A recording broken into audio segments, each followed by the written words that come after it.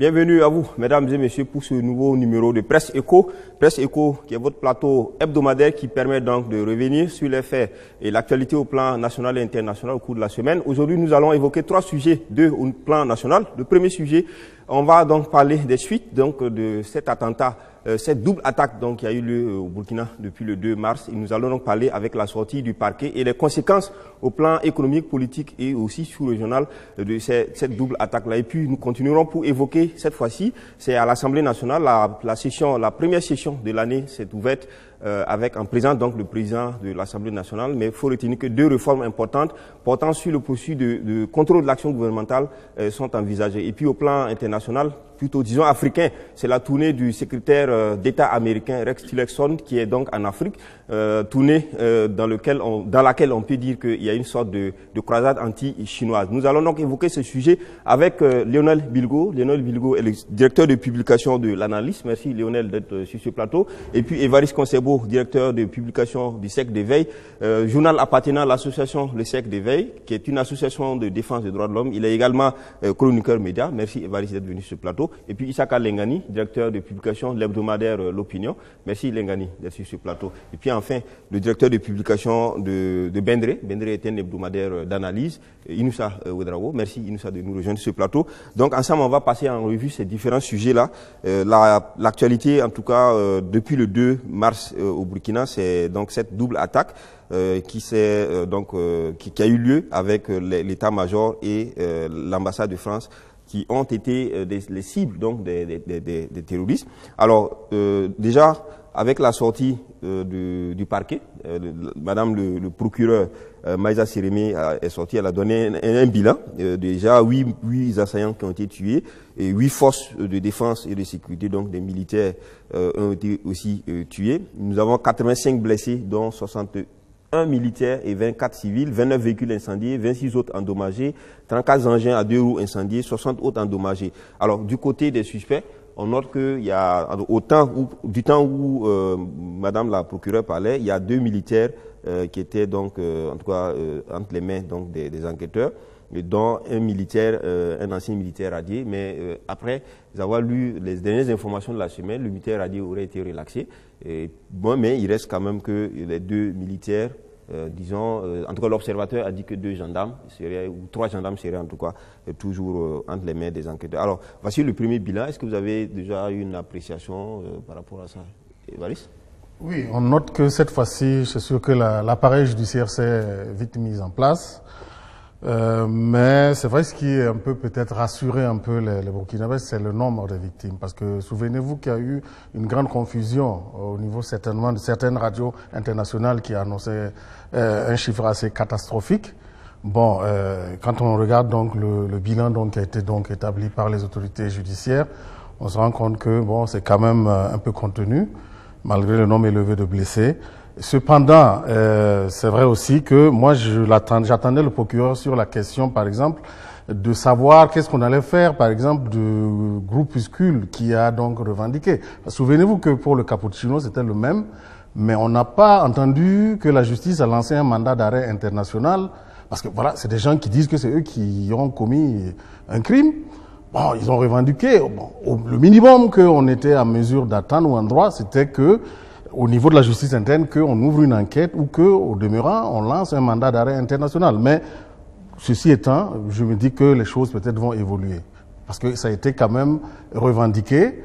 Bon, ne serait-ce sur la base de ce simple fait, on peut quand même poser des actes de justice. Lengani, ce que Évariste dit, on a vu donc la justice s'est mise en branle, on a déjà des éléments, les enquêtes se poursuivent. Alors cette fois-ci, on espère peut-être que, bien sûr, que les enquêtes ne soient pas au même résultat comme les autres enquêtes qui n'ont jamais donné de fruits. Mais il y a la question aussi, est-ce que le Burkina aurait pu, à partir du moment où, on va dire, l'auteur s'est auto-proclamé, est-ce que le Burkina pourrait lancer une action judiciaire internationale? Bon, sur ce point, je ne sais pas trop l'intérêt qu'il y aurait à poser un tel acte, même si je trouve qu'effectivement, quand quelqu'un réclame la paternité d'une action aussi violente que ça, bon, il faut quand même lui dire quelque chose. Bon, sur le plan du droit, je pense que c'est juste, mais je ne sais pas jusqu'à quel niveau ça peut prospérer. Mais ce que je note sur ce point, bon, c'est que même au plan national, on entend même des autorités qui accusent nommément ou en tout cas de manière sibylline d'autres Burkinabés. Bon, et on ne dit rien. Qu'est-ce qu'on fait pour ces gens? Est-ce qu'il y a des enquêtes? Qu'est-ce qu'il aurait fallu faire?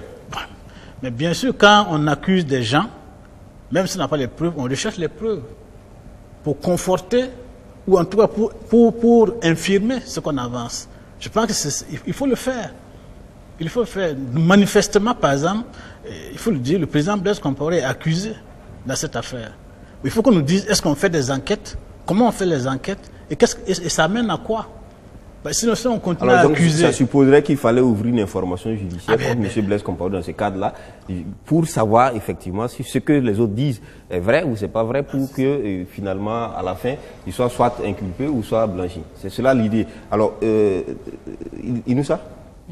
Alors, de façon un peu générale, les groupes terroristes qui revendiquent ne font pas l'objet de poursuites judiciaires, à part souvent les mettre sur des listes noires. On n'a pas vu de poursuite. La France, par exemple, également, le parquet français a ouvert une enquête, mais ils n'ont pas lancé non plus une action judiciaire contre le groupe de soutien à l'islam et aux musulmans. Oui, c'est vrai que ça peut être intéressant d'aller aussi dans ce sens-là, surtout que le plus souvent, ceux qui réclament sont quand même des gens plus ou moins connus par nos services de défense et de sécurité. Celui, par exemple, qui a réclamé ou revendiqué l'attaque de Ouaga est, semble-t-il, en tout cas selon les Français, dans un article que j'ai lu sur un site français, est basé en Algérie. Il est malien. Et donc, il peut être recherché, il peut être retrouvé et puni à la hauteur des forfaits qu'il a commis.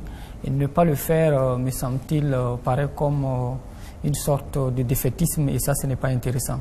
Mais il faut aussi, quand même, dans cette attaque-là, apprécier à sa juste valeur la montée en puissance de nos forces de défense et de sécurité.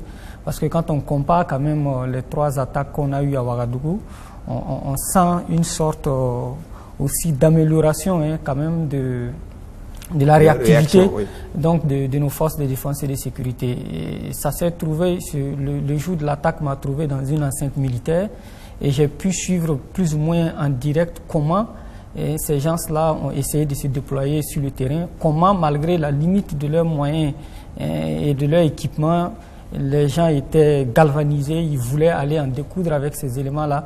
Et j'ai pensé tout de suite que bon, pour des gens qui partent affronter la mort, c'était quand même assez fort de sentir que ces forces de défense et de sécurité-là n'ont pas peur d'affronter. Et dans les minutes qui ont suivi, ils ont réussi effectivement donc à maîtriser les terroristes. Et ça, c'est un acte à saluer. Quand bien même, il faut toujours travailler, à mon avis, à non seulement renforcer l'équipement de ces éléments-là, mais à travailler en sorte que les services de renseignement au niveau du Burkina puissent être efficaces, parce que quoi qu'on dise, la guerre, comme le disent les militaires eux-mêmes, c'est 90% de renseignements et 10% de militaires. Merci. Bilgo, question judiciaire, suite judiciaire, avec tout ce qu'on a dit ici? Moi, je pense qu'il ne faut pas aller que la musique. Hein. Je crois que pour le moment, il y a des enquêtes qui sont ouvertes. La seconde étape serait justement d'aller dans des poursuites judiciaires. Et ensuite, on ne peut pas poursuivre quelqu'un sur la base seulement qu'il ait réclamé ou revendiqué un acte aussi terroriste, soit cet acte-là. Mais est-ce que ça, c'est pas aussi clair? C'est aussi clair parce oui, mais quand quelqu'un déjà dit, bon, écoutez, moi j'ai commis tel crime, il vient lui-même le dire, c'est dénoncé. Il vient pas, bon, disons qu'il se dénonce lui-même. Est-ce que la première des choses, c'est pas déjà suffisant pour ouvrir une action à son encontre, en attendant peut-être de savoir si c'est de la délation ou c'est du... Voilà, on est dans un domaine assez spécifique où le passé a montré que certaines groupuscules ou certaines personnes ont revendiqué des actes terroristes alors qu'en réalité, ce n'était pas vraiment eux. Dans la course à la revendication, ça a toujours été comme ça par le passé. Maintenant, à partir du moment où le parquet au Burkina ou que l'ambassade de France ou la France ouvre des enquêtes, le but serait de circonscrire vraiment les responsabilités et puis d'engager par la suite les poursuites. De mon point de vue, c'est cette méthode-là qu'ils ont choisie. Ensuite, juste pour compléter ou rajouter mon point de vue sur ce que Lengani disait tout à l'heure par rapport aux accusations faites au président Blaise Compaoré. Je pense que c'est une...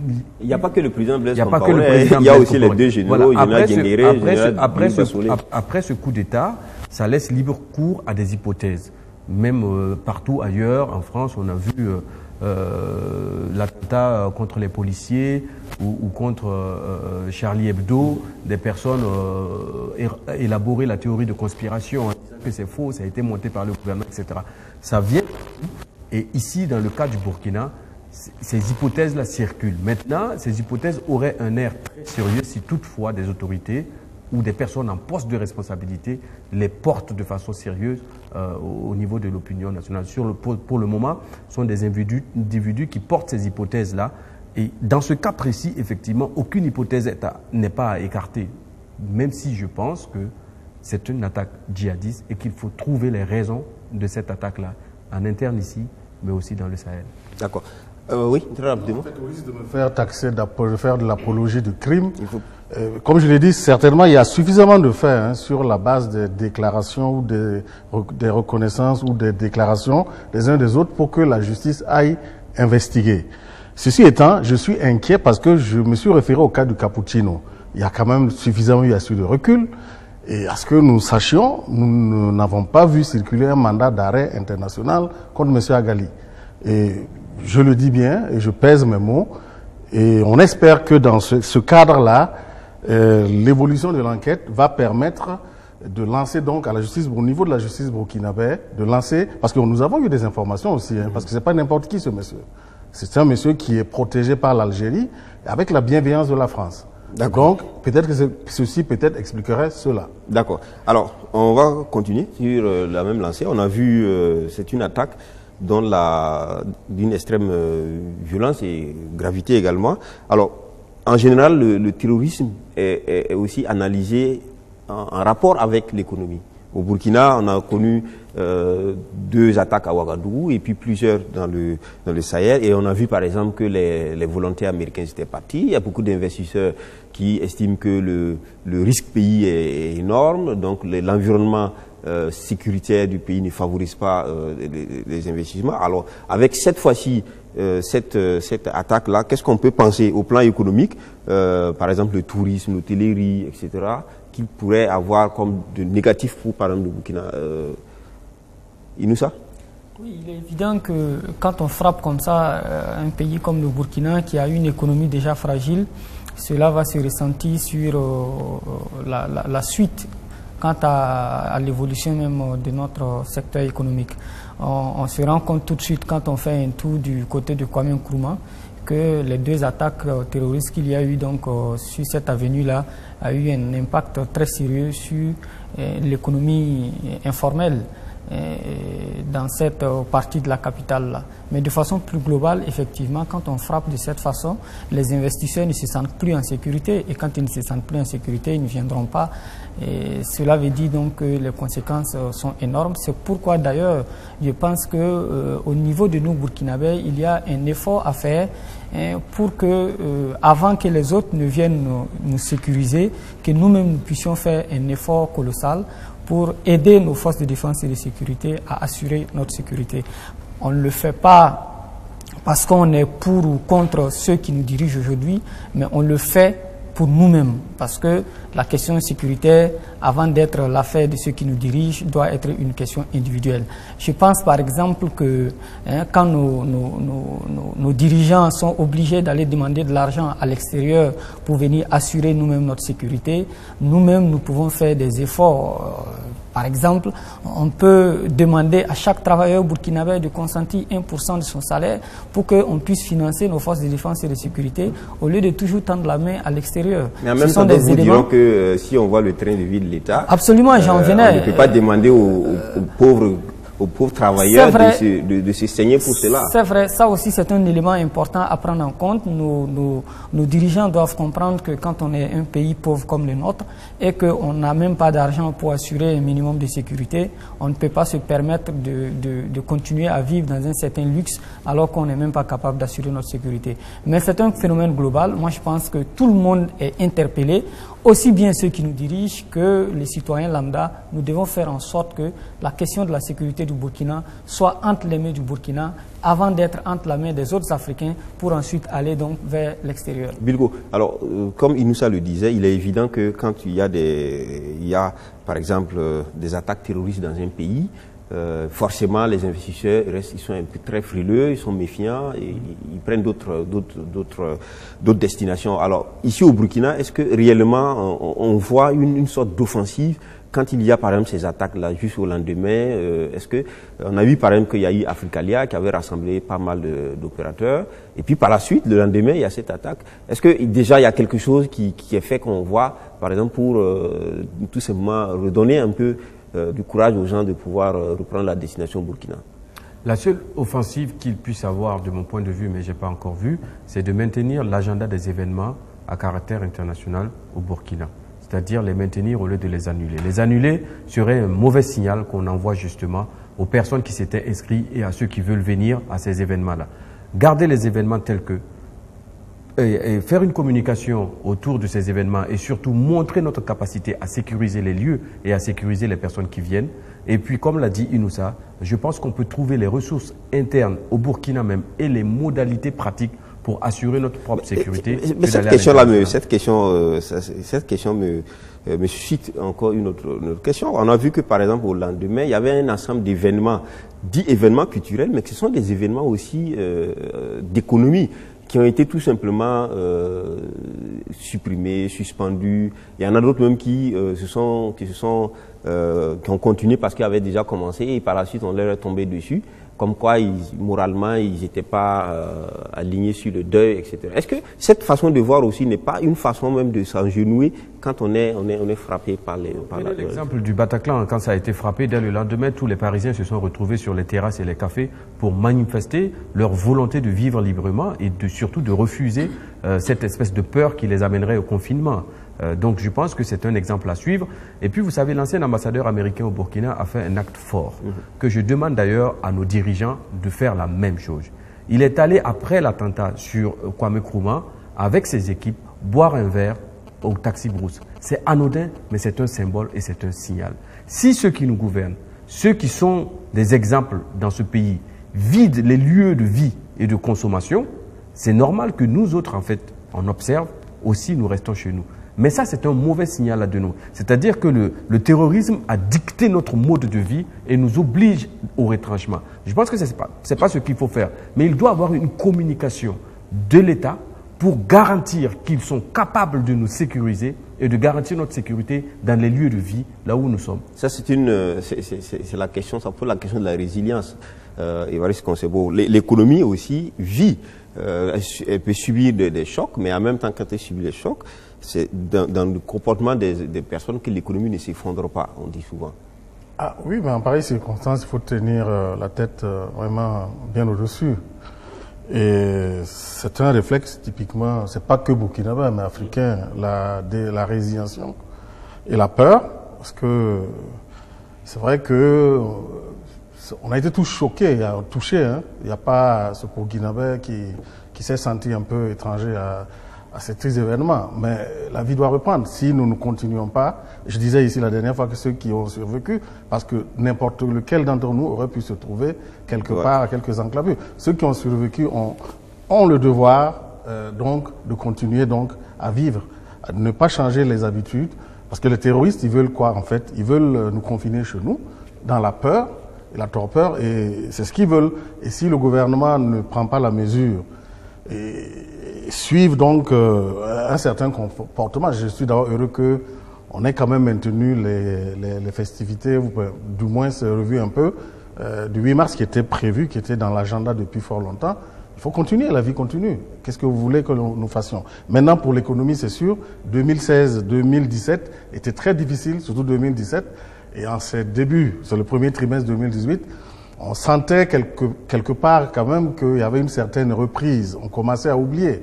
Mais ça devient quand même assez récurrent. Et c'est le mot du président qui a considéré cela peut-être d'acharnement.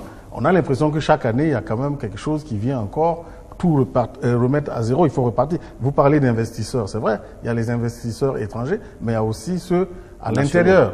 Et face à une situation d'incertitude comme ça, eh bien, les gens, ils gèlent tout ce qu'ils avaient comme projet. et ça se répercute, les conséquences sont vraiment énormes. Lengani, alors on est face à un chaos qui se voudrait aussi un chaos économique. Alors qu'est-ce qu'on fait? Qu'est-ce que le gouvernement fait? Qu'est-ce que les investisseurs plutôt nationaux doivent faire? Est-ce qu'il faut prôner une sorte j'allais dire, de patriotisme économique ou quelle sorte de concept il faut vraiment adopter face à cette situation-là? Moi, je crois qu'il faut d'abord rester lucide. Rester lucide, reconnaître que nous sommes vraiment dans une situation très difficile. C'est déjà cela qui est important, reconnaître cela. Et ensuite, voir comment on réagit pour ne pas aussi surréagir. Parce que la surréaction nous amène à des actes, à des propos, à des attitudes qui confortent l'ennemi dans ce qu'il veut faire. Voilà, exactement. Et comme exemple que je peux citer, moi je me demande quel est l'intérêt de voir qu'aujourd'hui nos différents postes de gendarmerie, de police, sont devenus des sanctuaires en quelque sorte. Aucune rue qui passe à côté d'un commissariat n'est libre aujourd'hui au Burkina. Est-ce que c'est ça la solution? Je ne pense pas. Et comme quelqu'un l'a dit une fois, en prenant l'exemple sur le Nord Mali, où des mesures ont été prises par exemple contre parce que les gars là-bas se déplaçaient les motos, donc les autorités ont pris des mesures contre les motos. Mais en prenant les mesures contre les motos, c'est aux populations même qui vous faites tort, puisque les populations ne vivent, une bonne partie de l'économie c'est basé sur les motos par exemple. Donc je dis qu'il faut être lucide. Il faut être intelligent et ne pas céder à la panique dans les surréactions. À ce niveau, je voudrais me permettre de revenir sur ce que le petit frère Inoussa disait tout à l'heure, à savoir que notre armée, en tout cas, s'est améliorée, entre griffes, dans sa réaction, à montrer, par rapport aux autres attaques, en tout cas que vraiment elle a du métier, il y a du courage, il y a de l'allant, il y a la volonté de faire face, etc. Mais je dis en même temps, il ne faut pas que notre armée cède au discours des petits politiciens, la petite semaine, qui accusent les gens à tort et à travers. Mais l'armée n'a rien à voir dedans. Justement, il faut... l'armée fait son rôle de sécurisation, peu importe les couleurs politiques. Donc, je dis qu'il ne faut pas que notre armée aille dans ce sens-là. J'ai lu un communiqué dont une partie me semble prêtée à polémique. Je crois qu'il faut faire attention. Ensuite, pour revenir directement à votre question, je dis effectivement que il faut craindre que certaines activités au plan national qui étaient organisées, etc., en prennent un coup. Ça, c'est tout à fait normal. Mais, une fois de plus, il appartient aux autorités de savoir donner suite aux événements. Si vous prenez le cas de Capuchino, par exemple, qui a été attaqué, au jour d'aujourd'hui, jusqu'à aujourd'hui, le Capuchino est fermé. C'est pas normal. C'est Istanbul plutôt. Pardon, Istanbul Aziz est toujours fermé. Je pense que ce n'est pas un bon signe. Et parce que Istanbul Aziz est fermé, mais tous les cafés autour là, mais à partir de 20h, vous ne voyez plus quelqu'un sur comme un Kourma. Ce n'est pas normal. D'accord. Alors, on continue cette fois-ci. Alors, au plan politique, alors, on entend maintenant, en fait, ce discours-là se développer, en même temps qu'il y a d'autres types de discours, mais il y a ce discours-là qui est quand même un peu plus dominant, c'est de dire qu'il faut une union nationale, une union sacrée pour faire face au terrorisme, car le terrorisme profite de nos divisions, etc. Alors, comment est-ce qu'on fait cette union nationale? Est-ce que c'est une question de réconciliation nationale? Est-ce que Lengani? Moi, je crois que d'abord, le premier réflexe, c'est de dire que c'est tout le Burkina Faso qui a attaqué et que ceux qui ont attaqué, quand ils attaquaient, ils ne demandaient pas les cartes des gens avant de leur tomber dessus. Ça, c'est d'un. Ça, c'est l'élément le plus simple. Et cela, une fois cela fait, effectivement, tenir compte de l'environnement international dans lequel nous sommes et qui montre qu'aujourd'hui, ce genre d'action ne peut être mené que par des groupes qui sont bien organisés et qui sont au-delà de nos frontières. En tout cas, les commanditaires sont au-delà de nos frontières. C'est déjà cela. Ensuite, au plan national, je pense qu'il faut appeler toutes les forces qui sont déjà exprimées, éventuellement à un acte patriotique qui va au-delà. Chacun s'assoit et écrit un communiqué, 2 ou 3 on fait le communiqué, on dit que tel parti a fait tel communiqué. Or, en réalité, peut-être c'est 2 ou 3, ce n'est même pas le parti même. Les militaires ne sont même pas concernés. Comment faire en sorte pour que, effectivement, ces messages-là soient effectivement pris en charge par ceux qui les délivrent? Au lieu que ce soit une rengaine, un truc qui est, disons, mécanique, on fait un communiqué, on s'assoit, on est heureux. Mais je pense qu'il faut aller au-delà de ça. Et il appartient à l'État, effectivement, au parti au pouvoir, effectivement, de donner une sorte d'élan qui va permettre aux gens de se fédérer autour, effectivement, de la volonté d'aller ensemble contre Évariste. C'est vrai qu'il faut avoir une lecture des causes qui nous mettent dans cette situation.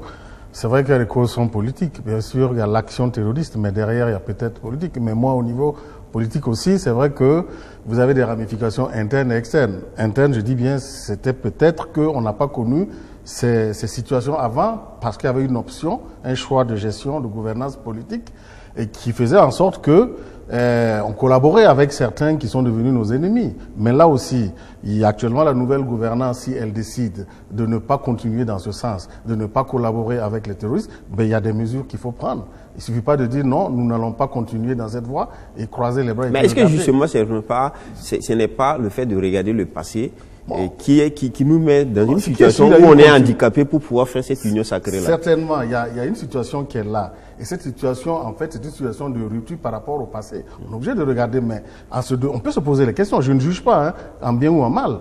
Et c'était un choix d'un gouvernement qui était légal, qui était élu, et dont même peut-être les membres actuels étaient dedans aussi. Donc, moi, je ne juge pas. Je constate que c'était un choix. À partir du moment où on a fait la rupture, on doit se donner les moyens. Maintenant, la question de l'union, c'est vrai que vous avez combien de généraux pour ce pays? Il y en a déjà 2 qui sont out. Il y a tout ça, ça crée quand même un malaise au sein du pays. Donc, ça, c'est une question, et c'est un problème. Il faut aller avec la justice, puisque déjà ils sont dans les mailles de la justice. Il faut aller avec un procès, et maintenant, la suite, on verra. Mais même si on arrive à gérer ces questions-là, la question fondamentale est la question de l'armée. Il faut que nous arrivions à avoir une armée républicaine.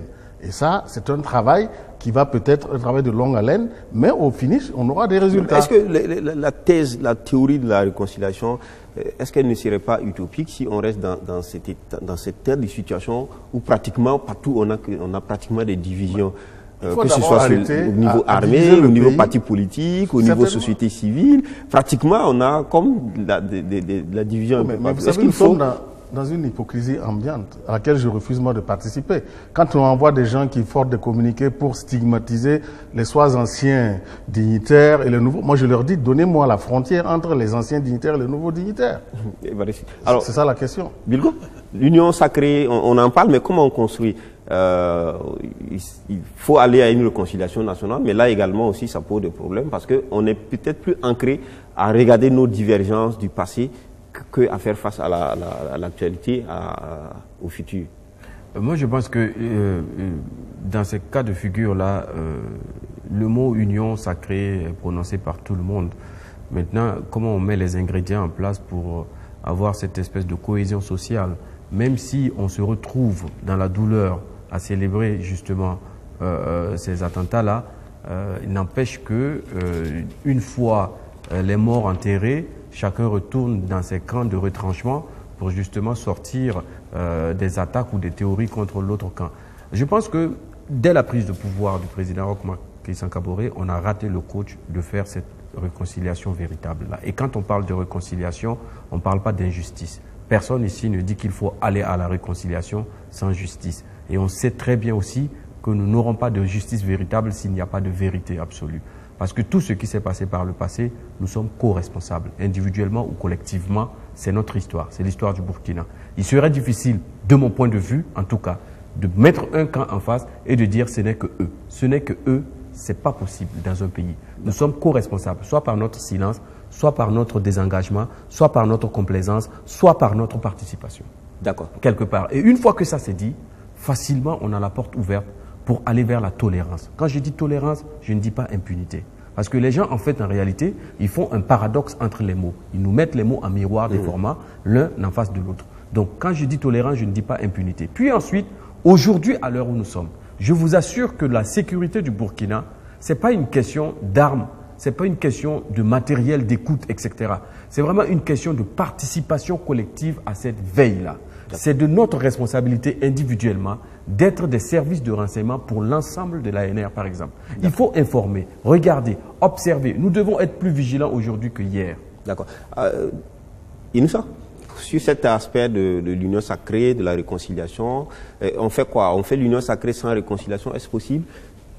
Non, moi je pense que la théorie qui consiste à opposer attaque à absence d'unité me paraît un peu pas trop fondée, à moins qu'on me convainque encore plus davantage, parce que j'ai en mémoire quand même que les États-Unis ont été frappés au cœur de leur dispositif, le Pentagone et autres. En fait, la question ici, c'est de dire, est-ce que quand il y a un choc terroriste, quand on est en face d'une agression terroriste répétée, est-ce que aujourd'hui, quelle est la disposition d'esprit qu'on a au plan national? Est-ce que c'est pas une nécessité qu'il y ait moins de dissensions en interne qui peut nous faciliter de faire face réellement? Parce que c'est dit dans tous les discours pratiquement. C'est possible, mais j'étais en train de dire que les États-Unis ont été frappés. Je ne suis pas sûr que c'est parce qu'il n'y avait pas une unité sacrée ou une union sacrée. La France a été frappée, on peut multiplier les exemples. Est-ce que c'est parce qu'ils étaient divisés? À mon avis, non. Il y a des pays qui ont connu des crises qui sont aujourd'hui plus divisés que le Burkina, qui heureusement ne sont pas quand même frappés pour autant. Cela ne signifie pas qu'on ne devrait pas faire la réconciliation nationale. Elle est absolue, la réconciliation nationale. Qu'on soit frappé ou qu'on ne soit pas frappé, il y a nécessité que les Burkinabés se parlent, que nous puissions nous entendre sur le minimum, qui est quoi? La patrie, sauver la patrie. Pour moi, c'est ça qui est le plus important. Mais nos divergences politiques ne sont pas à confondre avec des divisions. Et ça aussi, il faut faire la part des choses. Parce qu'à ma connaissance, le peuple burkinabé, il n'y a véritablement pas une division en tant que telle. Il y a des divergences politiques.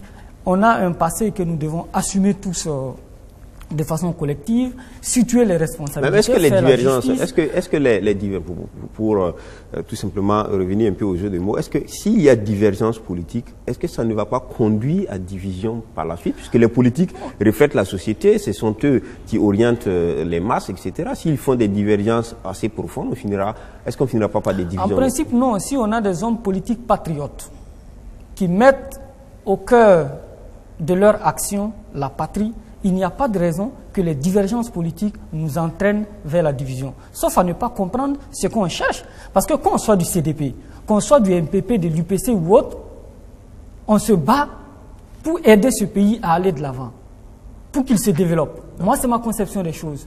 À partir de ce moment, on peut ne pas être d'accord sur le chemin à suivre pour aller vers le développement de ce pays-là. Mais cela ne doit pas nous amener à nous diviser. Parce qu'aujourd'hui, je constate quand même que ils ont été du CDP hier, ils sont du MPP aujourd'hui, d'autres sont restés au CDP, pardon, mais ils continuent à se parler, on les voit dans les trucs.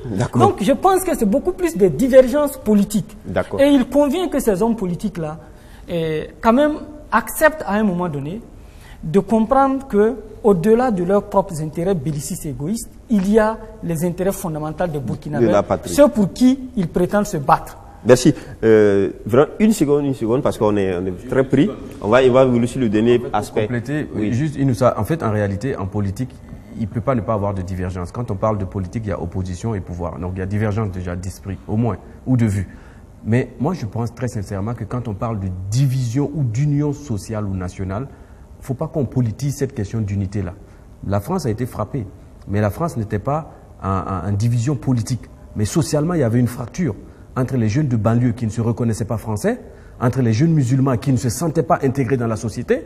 Et c'est en cela que Sarkozy et Hollande à l'époque a appelé à l'union sacrée et à l'union nationale. Quand on parle de division, ce n'est pas forcément politique. Et on peut même le clivage entre pauvres et riches, c'est une division. On peut même dire que souvent la France, dans des moments d'élection, par exemple, quand l'extrême droite faisait une percée, on voyait tout de suite se remettre, on met la République en place et on dit, bon voilà, la République est menacée. Est-ce que maintenant, nous, est-ce qu'après les attaques, est-ce qu'on en arrive à cet élan-là vraiment de l'union sacrée autour de la République? Une seconde, c'est ça le problème, justement. Et là, je vais rebondir sur ce qu'il nous a dit. Et ce qu'il nous a dit, c'est l'idéal. D'accord. Malheureusement, nos politiques là, vous avez dit, ils sont tous, c'est le CDP, certains sont allés au MPP, certains sont à l'UPC, certains sont le CDP, etc. Mais ces gars-là, ils n'ont pas de divergence politique. Je regrette. C'est des histoires d'individus. C'est ça la réalité. Parce qu'ils sont tous, ils se disent tous des sociaux-démocrates ou en tout cas des sociaux-libéraux, etc. Tout à fait. Bon, cela dit, et je crois que c'est quand même important sur la question de l'unité de l'Union nationale. Peut-être qu'on gagnerait à théoriser la question, à réfléchir davantage là-dessus, parce que ça va dans tous les sens. Il y en a qui voient ça comme étant, bon, on balaie toute l'histoire, bon, les généraux dehors, et puis, bon, c'est l'ensemble qui est trouvé. Bon, il y en a qui pensent qu'il faut d'abord justice, réconciliation. Je crois qu'il faut que, face au sérieux de la question, que les gens puissent s'asseoir pour effectivement imaginer une solution. Merci les gars. On termine cette fois-ci avec un volet un peu, disons, sous-régional ou international de la question. C'est le G5 Sahel. Il y a des voix qui s'élèvent pour estimer que depuis que le processus du G5 est enclenché, nos États ont tout simplement abandonné la construction de leur système de sécurité pour préférer le G5. On sait qu'ils ont cotisé de l'argent, ils passent des temps à faire des foires en Europe pour chercher de l'argent pour le G5. Alors, est-ce que vous pensez comme ça aussi? Est-ce que vous croyez que le G5 n'est pas forcément la solution ou est une solution en plus, mais non pas une solution qui va remplacer les dispositifs nationaux? Évariste, très rapidement. Par rapport aux réalités donc, de la zone, la bande sahélienne, quand on regarde que l'Algérie, qui est un des grands mentors de la zone, est absent, moi je ne crois pas du tout à la bonne marche de cette structure-là, pour la simple raison que quand vous prenez monsieur comme Iyad Agali, qui comme je l'ai dit, qui est sous la protection d'Algérie, l'Algérie ne fait pas partie donc du G5. Je ne sais pas comment et je ne vois pas comment. Parce que c'est lui qui a essaimé toute la bande. Ça, c'est pas prouvé hein, qu'il est sous la protection de l'Algérie. Non, en 2014, en 2014, non, ça a été dit dans le journal du Monde. En 2014, la France l'avait dans son viseur. Et c'est sur conseil des autorités algériennes qui l'ont protégé, qui ont demandé à la France de le laisser qu'on l'a laissé. Et tout le monde sait que tout ce qui s'est développé, en dehors de la branche Ben Mokhtar, que ce soit Amadou Koufa et autres tout, ce sont ses disciples à lui. Donc, à partir du moment où l'Algérie n'est pas partie prenante dans cette structure-là, je pense que ça risque d'être une structure qui va parader. Mais le danger, en fait, c'est quoi? Puisque les terroristes maintenant viennent jusqu'à l'intérieur. Ils viennent même jusque dans les capitales, frapper les états-majors des... Bon, je ne sais pas, honnêtement... Il nous a très rapidement. Oui. G5 Sahel, souveraineté des États non, je pense en matière sécuritaire. Quoi qu'on dise, comme le dit le proverbe, 1000 poussins réunis font quand même peur à l'épervier. C'est sûr que si on unit nos forces, on peut arriver à endiguer ce phénomène-là. Mais il est évident aussi que si chacun va avec sa faiblesse, on va aller réunir un ensemble de faiblesses et ce n'est pas évident qu'on puisse faire face à la menace. Ça veut dire qu'il faut non seulement que chaque pays conforte son armée, son renseignement, etc. Et que c'est quand on va mettre tout ça ensemble là qu'on finira par avoir quelque chose de plus fort. Mais je souhaite aussi que quand on parle du G5 Sahel, qu'on puisse définir aussi la place de la CEDEAO et de l'Union africaine dans tout ce dispositif-là. Parce que on va rester à 5, on va mener le combat, mais ça va nous mener où? L'Union africaine n'a pas, parce que le G5 Sahel, c'est une affaire zonale, hein. C'est la zone des Sahéliens, des 5 pays. Tout à fait. Voilà pourquoi je dis qu'il faut qu'on aille au-delà de ça, pour que ça soit une affaire de l'ensemble des États africains. Que ce soit l'affaire de la CEDEAO également, plutôt que d'être l'affaire d'une G5 Sahel qui est conduite par une France qui est critiquée de toutes parts aussi. Alors, sur ses faits et actions dans le Sahel. Pour certains aussi, il y a le fait que les États ont tendance à laisser la construction de leur système de sécurité pour préférer construire le G5 Sahel. Pour d'autres aussi, la présence de la France dans le G5 Sahel aussi est un élément qui est aussi un élément qui pousse les terroristes qui auraient beaucoup à voir contre la France de ne pas du tout laisser le G5 prospérer. Moi, je pense très sincèrement que le G5 Sahel n'est pas forcément une mauvaise chose. Même si, à cette chose-là, je vais rajouter un autre idéal. Mais très rapidement, on va passer au second sujet. Oui, qui est le G-FASO solidaire. Pour moi, il faut d'abord... c'est pas la question militaire seulement. Je pense que la France aurait dû ou pu partir avec un groupe de pays européens, un renfort, que de laisser la France seule s'afficher. Mais le G5 Sahel, c'est juste sécuriser la zone sahélienne. Ensuite, on ne sait pas cette guerre va durer combien de temps, mais dans tous les cas, le Burkina va gagner en expertise et en expérience, au moins sur la formation militaire. Ensuite, moi, je pense que pour endiguer cette espèce de djihadisme dans le nord du Burkina, là, il faut revoir même le clivage en fait de pauvreté entre les régions. Donner peut-être plus de pouvoir à la région du Nord, développer plus d'activités. Ici, c'est déjà fait avec le problème d'urgence du Sahel par l'État burkinabé. Qui est théorique pour le moment, il faut le mettre en D'accord, Lengani, une seconde. Vraiment, sur cette question du G5 Sahel. Moi, vous connaissez ma position sur ça, sur le G5 Sahel. Hein, je dis, bon. On peut renouveler ta position. Ouais, renouveler, je vous dirais que moi, je trouve que ça risque d'être une coquille vide. Et je ne crois pas que la meilleure solution soit effectivement de passer par ce consortium-là. Pourquoi? Je l'ai dit, les problèmes sont nationaux d'abord. Cherchons les solutions à l'interne. Nous avons les moyens de chercher ces solutions-là. Maintenant que le Burkina Faso, le Niger, le Mali, etc. pensent que pour développer leurs forces armées, ils ont besoin de la coopération internationale, ça c'est une chose qui n'a rien à voir avec se réunir, faire des réunions à n'en pas finir. Et d'ailleurs, c'est une des réunions qui a provoqué ce qui nous est arrivé. Je crois qu'on gagnerait à regarder à l'intérieur même. Si on regarde à l'intérieur, on peut trouver des solutions. D'accord. Merci, Lengani. On va poursuivre avec le second sujet pour parler de l'Assemblée nationale où il y a eu l'ouverture, donc la première session parlementaire de l'année 2018 en présence donc du président Alassane Bala Sakandé. Alors pour cette première session-là qui s'ouvre, il y a deux éléments. On dit la session des lois. Alors il y a deux éléments importants portant sur le contrôle de l'action du gouvernement, qui sont des réformes qui pourraient apporter un plus dans le processus de contrôle. Alors, deux réformes sont annoncées.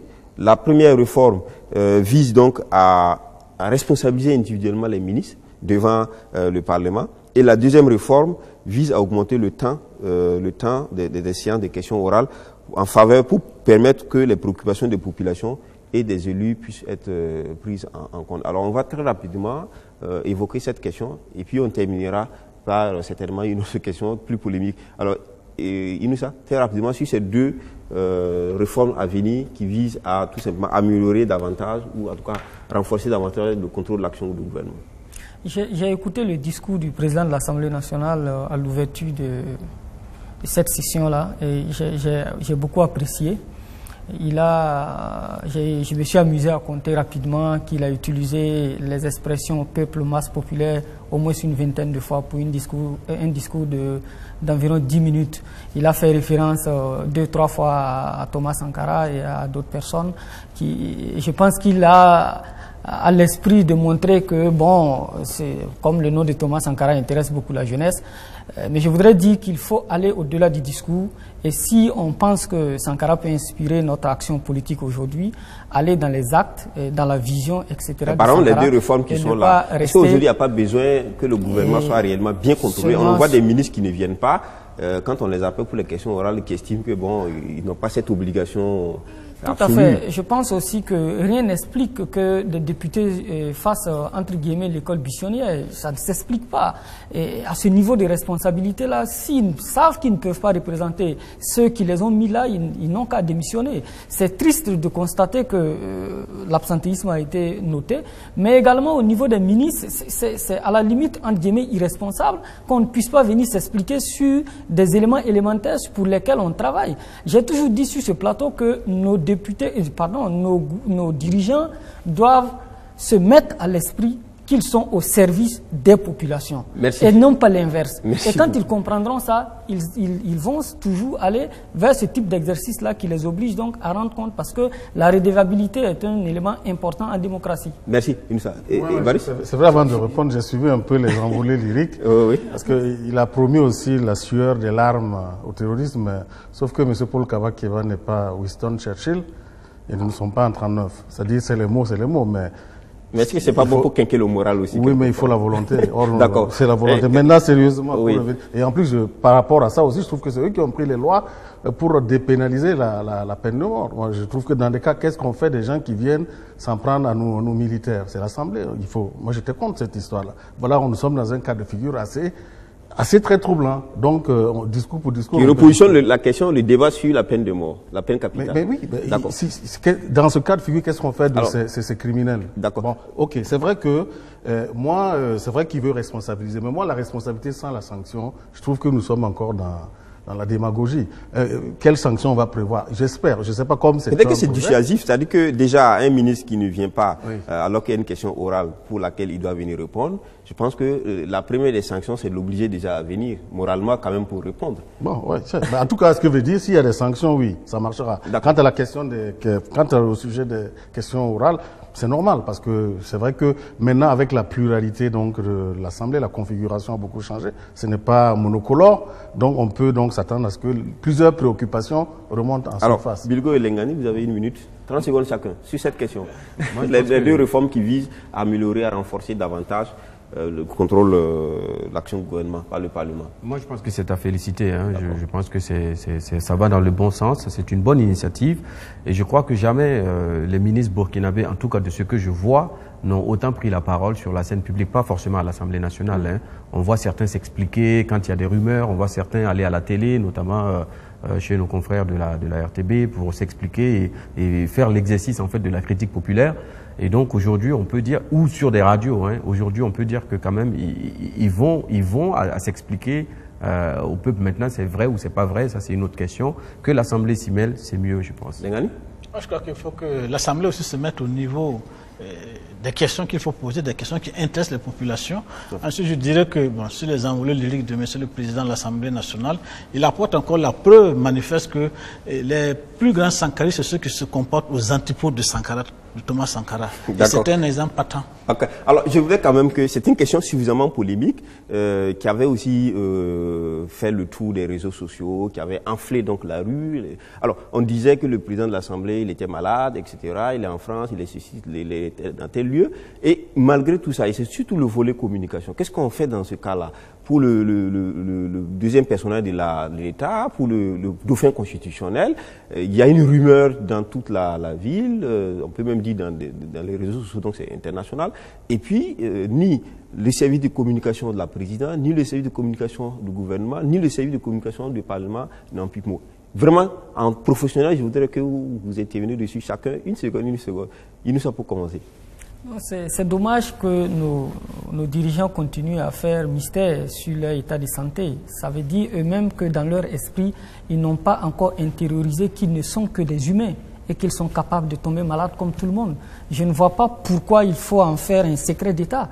Tu es malade, voilà, le président du Faso peut tomber malade, tout le monde peut tomber malade. Et ça a été triste de constater effectivement que pendant ce temps-là où on a entendu toutes sortes de rumeurs, il n'y a même pas eu un communiqué qui dit oui, il est malade, il est allé se soigner dans tel endroit, mais ça va, on voit ça dans d'autres pays. Et je pense que pour les prochaines fois, nos autorités et le président de l'Assemblée nationale en particulier gagneraient à communiquer aussi sur cet état de fait-là, parce qu'il n'est qu'un être humain et il peut tomber malade comme tout le monde. J'ai cru comprendre que le ministre d'État, Simon Compaoré, là-dessus, s'était prononcé. Il a dit officiellement que le président de l'Assemblée était en congé, qu'il avait donc pris des congés. Oui, mais il y a même eu des députés aussi qui sont intervenus. Le député Moussé, je ne sais pas s'il y a autre chose encore à savoir. Mais les services officiels de la communication des institutions ne bronchent pas. Ça me fait sourire. Pourquoi? Parce que voici des gens qui disent qu'il faut que le gouvernement montre patte blanche, alors qu'eux-mêmes, c'est tout à fait le contraire en ce qui concerne la santé de leurs premiers responsables. Je dis qu'il faut communiquer. Bon, effectivement, Simon est sorti, Mouché est sorti, etc. Mais les deux personnes, on les connaît. Bon, c'est la crédibilité de la parole. Si Simon est sorti parler, personne n'a cru, ça veut dire ce que c'est. Bon, donc un communiqué, je pense, de l'institution aurait permis de mieux s'assumer par rapport à la situation. Moi, je rejoins Évariste. Je pense que Simon et puis Abdoulaye Mossé avaient déjà communiqué. Mais est-ce que c'est eux les canaux officiels de communication? Oui, mais n'empêche que c'est une communication. Et ils font partie du MPP, ils font partie du régime. Oui, mais est-ce que le gouvernement peut communiquer pour un autre pouvoir? Non, Monsieur Bala est le président du pouvoir législatif, il n'est pas membre du gouvernement. Oui, mais je pense que le problème, ça fait comme s'ils n'avaient pas communiqué parce que ce qu'ils ont dit, c'était pas ce à quoi on s'attendait peut-être. Donc du coup, ils ont beau communiquer, même si c'est pas par les voies officielles ou par les voies normatives, n'empêche que comme on n'a pas entendu ce que nous on voulait entendre, on a considéré qu'ils n'ont pas communiqué. Oui, mais maintenant, effectivement... D'accord, très bien, c'est bon, merci. Merci à vous. Je crois que l'essentiel... Oui. Au niveau du service communication de l'Assemblée nationale, ils ont indiqué que c'était un choix clair et assumé. D'accord, de ne pas communiquer. De ne pas communiquer. Merci. À vous. On va cette fois-ci quitter le plan national pour parler donc au plan international de cette tournée africaine de Rex Tillerson, c'est le secrétaire d'État américain qui a fait une tournée. Il était donc en Éthiopie, au siège même de l'Union africaine. Il est par la suite allé à Djibouti. Et puis, il devrait être au Kenya, pendant que nous parlons, au Nigeria et puis au Tchad par la suite, pour faire une tournée africaine. Alors, en Éthiopie, au niveau des Nations Unies, de l'Union africaine, pardon, il a laissé entendre que les pays africains doivent faire attention au partenariat avec la Chine, parce que la Chine ne crée pas des emplois, la Chine ne forme pas des gens pour participer à l'économie. Alors ça, c'est vraiment donc tout de suite une tournée qui est passée à une croisade anti-Chine. Alors Bilgo, qu'est-ce que on a vu la réponse aussi du président de la Commission de l'Union africaine qui a estimé que les pays africains sont suffisamment mûrs pour apprécier leur partenariat. Un mot là-dessus? Oui, moi je pense qu'il y a un phénomène qui se passe en ce moment et qui risque de surprendre les Africains nous-mêmes. L'Afrique est un continent en pleine évolution. Tous les pays occidentaux disent que l'Afrique, c'est l'avenir. C'est l'avenir pour eux, mais pas forcément pour nous les Africains. Cette tournée-là, justement, c'est pour nous dissuader d'ouvrir au grand large, en fait, nos différents partenariats. Mais, sauf que leur discours sonne un peu faux, parce qu'ils n'ont pas de leçon, en fait, à donner à la Chine. La Chine n'a pas de passé, en fait, sur le continent. Eux, par contre, ils ont un certain passé, et donc c'est pas légitime quand c'est eux qui le disent. On se souvient qu'il y a certaines entreprises françaises qui ont fait aussi cette espèce de croisade-là pour conseiller les Africains sur leurs relations avec la Chine. Mais je pense que c'est à nous, Africains, de prendre nos responsabilités. Mais récemment, on a vu, c'est la diplomatie du tigre, non? Récemment, on a vu Macron, il allait en Chine, il allait rencontrer le président chinois. Eux, ils peuvent aller collaborer avec la Chine, mais nous, on ne doit pas. En fait, c'est la question des précarés. D'accord. On reste toujours dans cette question de précarés. Évariste, est-ce que la Chine inquiète tant pour que l'Amérique développe cette diplomatie de la croisade? Oui, et que la croisade elle est clairement orientée anti-Chine. Et c'est pour raison, on dit que d'ici 2030, l'Afrique pourra avoir le quart de la main-d'œuvre mondiale. L'Afrique, la population en Afrique du Nigeria va dépasser les États-Unis, l'Australie, et des chiffres montrent que l'avenir c'est ici.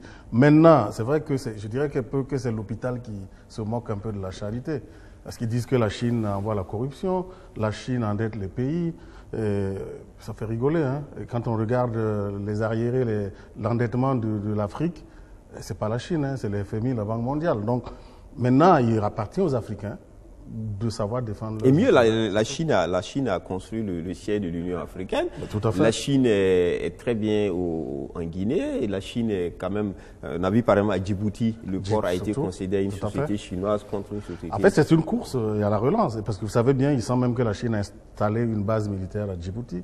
Ça veut dire que c'est normal qu'ils se lèvent, hein. Ils sentent que ça bouge et ils voudraient en être. Alors, maintenant, qu'est-ce que les Africains gagnent dans ça? Tout à fait. Inoussa, c'est à toi cette question-là. Est-ce que l'Afrique peut tirer profit de ce choc des puissances? Absolument. On a intérêt d'abord à nous unir parce que ce sont des éléphants qui sont en train de se battre autour donc, de leur proie. C'est des prédateurs économiques et les impérialistes, ils n'ont pas pitié de nous. Alors l'Afrique est une proie? Absolument. Pour eux, l'Afrique est une proie. Il faut venir se battre, il faut dire l'autre est mauvais, moi je ne vais pas vous manger, je vais vous caresser avant de vous manger, etc. C'est ce que ça signifie. Que ce soit la Chine, que ce soit les États-Unis d'Amérique, en matière économique, les Africains doivent comprendre qu'ils constituent une proie pour ces gens-là. Et tant qu'ils peuvent continuer à piller nos richesses, avec la complicité de nos dirigeants, ils continueront à le faire. Mais est-ce que la Chine n'est pas quelque part une sorte d'alternative au capitalisme occidental, etc.? À mon avis, il n'y a pas d'alternative. L'alternative, c'est les États-Unis d'Afrique pour se constituer en une puissance, pour aussi regarder de face ces autres puissances-là. Il n'y a pas d'autre alternative. Il est clair que la puissance de la Chine dans le théâtre des négociations peut permettre à l'Afrique de tirer un peu les meilleurs, c'est marrant un peu du feu, parce qu'il y a la concurrence en fait. D'accord. Lengani, on voit que la Chine, dans son partenariat en Afrique, la Chine parle plutôt de partenariat, et la Chine ne se mêle pas des ingérences politiques. La Chine a des grands projets sur le continent africain. Est-ce que c'est ça qui inquiète les anciennes puissances qui ont l'habitude tout simplement de s'ingérer dans les questions politiques? Effectivement, la Chine, c'est le business. Et ils appellent ça comment gagnant-gagnant, partenariat gagnant-gagnant. Bon, c'est du concret. On veut exploiter votre manganèse. Bon, voilà ce qu'on vous donne, voilà ce que vous prenez. Or, les autres, c'est quoi? c'est d'abord nous dominer même. Et comme l'a dit, je souris vraiment à la comparaison que vient de faire Inoussa, savoir que je te caresse avant de te manger, et l'autre dit, bon, je te prends tout cru. Bon, effectivement, c'est ça la réalité. Mais je crois que les Américains disaient que nos pays, là, étaient des pays de merde, quoi. C'est ça, non? Oui, mais cette querelle s'est refermée à justement l'Union africaine. Qu'est-ce que ce monsieur vient faire dans la merde? C'est ça le problème. D'accord. Ça veut dire que la merde, ça vient de ce jeu. D'accord. Oui, tu lui peux ajouter quelque chose? D'ailleurs, sur cette polémique que vous dites qui a été refermée, moi je ne vois pas au nom de quoi le président de l'Union africaine peut oser dire parler à notre nom, à nous tous, combien de millions, de milliards d'Africains. Oui, mais il est attitré pour le faire. Il est le président de la Commission de l'Union africaine. Oui, mais on ne referme pas une polémique comme ça aussi facilement. C'est trop facile. Un déplacement et pas d'ailleurs celui qui l'a prononcé, c'est son subalterne qui vient et qu'on dit qu'on referme la polémique. Oui, mais il ne faut pas oublier qu'au sommet de Davos, il était allé pour toucher un mot au nom de tous les États africains. Oui, il aurait pu saisir cette occasion pour retoucher un deuxième mot encore au subalterne qui est venu. Merci à vous. Merci à vous d'être venu se placer. On est au thème donc, de cette émission. Je vous remercie d'être venu partager vos analyses avec notre public, au Burkina et partout ailleurs, dans la diaspora, tous ceux qui sont fidèles à Presse Eco et à BF1. Alors, merci à vous. Donc, je rappelle, j'étais avec Inoussa Ouedraogo, directeur de publication de Bendre qui est un hebdomadaire d'analyse et d'investigation. Merci Inoussa d'être venu sur ce plateau. Merci. Et puis Lengani Issaka, directeur de publication de l'hebdomadaire L'Opinion. Merci Lengani d'être venu. Et puis Évariste Konsebo, le chroniqueur média, directeur de publication du Cercle d'éveil et président de l'association Le Cercle d'éveil qui est une association de défense des droits de l'homme. Et puis Lionel Bilgo, merci d'être venu particulièrement nous secourir parce qu'on avait un défaut d'invité, mais merci vraiment d'être venu pour le bonheur donc, de tout le monde et des téléspectateurs. Je tiens à le dire. Merci pour cela. Bilgo est donc directeur de publication de l'analyse, à une fois de plus. Merci. Et puis à nos téléspectateurs, d'ici comme d'ailleurs, je vous dis à la semaine prochaine pour un autre numéro sur Dieu levé.